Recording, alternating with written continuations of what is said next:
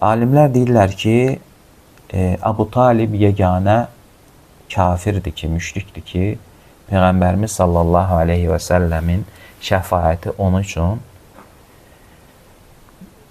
hansısa bir həddə, müəyyən qədər faydası olacaq. Ancaq indi düz başa düşün, hansı faydadır o? Yəni ona fayda demək olarmı? Sadəcə digər müşriklərdən daha xəfif, daha az əzab veriləcək. Yenə də cəhənnəmdən çıxmayacaq. Yenə də cəhənnəmdədir əbədi olaraq. Yenə də əzab veriləcək.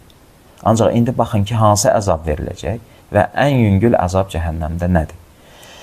Hədislərin birində Abbas ibn Abdülmuttalib, Peyğəmbərimizin sallallahu aleyhi və səlləm digər əmisi, hansı ki iman gətirmişdi. Bilirsiniz, Həmzə radiyallahu anhu, bir də Abbas radiyallahu anhu, bu iki əmisi Peyğəmbərimizin sallallahu aleyhi və səlləm iman gətirmişdilər.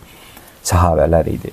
Və o deyir ki, Peyğəmbərimizə deyir ki, sən əmivə nə fayda verə bildin? Yəni, kimi qəsd edir? Əbu Talibi. Çünki deyir, o səni daim qoruyardı, sənə görə qəzəblənərdi.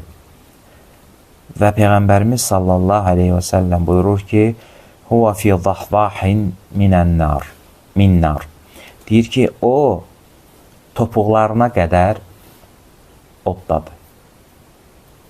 Və ləulə ənə ləkənə fid-darkil əsfəli minən-nar.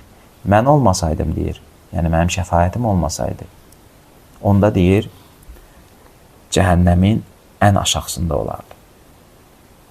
Demək, Peyğəmbərimizin sallallahu aleyhi və səlləm onun üçün şəfayət eləməsi ona necə fayda verdi? O topuqlarına qədər yalnız oddadır. Amma yenə də oddadır. İndi başqa bir hədisdə fikir verin. Peyğəmbərimiz sallallahu aleyhi və səlləm buyurur ki, əhvanu əhlin nəri əzəbən Əbu Talib. Deyir, cəhənnəm əhlinin ən az əzab çəkəni Əbu Talibdir. Yəni, əzabı ən xəfif, ən yumşaq olanı Əbu Talibdir. İndi fikir verin ki, o necə bir əzabdır ki, o ən yumşaqdır. Deyir, və huvə muntəilun binə'leyni yağli minhumə dimağuh. Deyir, onun yəni ayağında, yəni ayağına geyindiyi də belə deyir, ayaqqabısı var ki, iki ayaqqabısı var ki, onun deyir qaynama, onun deyir istisindən, yəni dedi axı topuğa qədər cəhənnəmdədir, oddadır. Ondan deyir, onun təsirindən onun deyir beyni neyniyir, qaynayır. Yəni Allah qorusun, görün ən cəhənnəmdə ən yumşaq, ən xəfif əzab budur.